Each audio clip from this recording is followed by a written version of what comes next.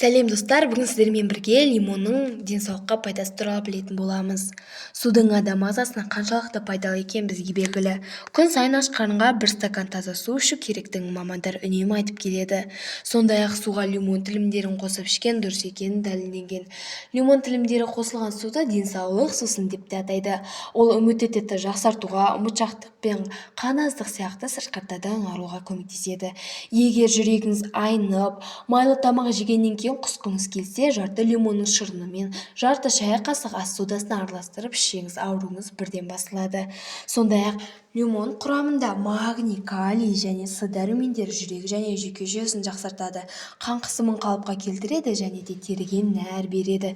Тырнақ мен шаштың өсуіне әсерін тигізеді. Сондай-ақ артық салмақтан арылтады. Ол үшін күнделікті 1 стакан лимон қосылған суды 3 мәрте қабылдау керек.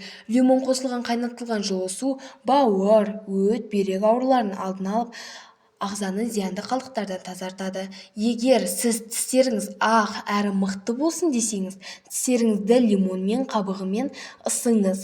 Сонымен қатар бұл сусынның құрамында терідегі дақтарды кетіріп, безеу мен әжімнің түсуіне жол бермейді.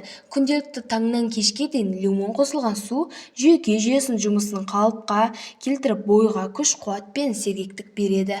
Күйзеліс пен көңілсіздіктен арылтады. Бұл шырын жаздың апта ыстық күндері шөлді, қыстыгүні жанға жылулық пен күш сыйлайды. Және де осы видео ұнаса, каналға тіркеліп кетіңіздер.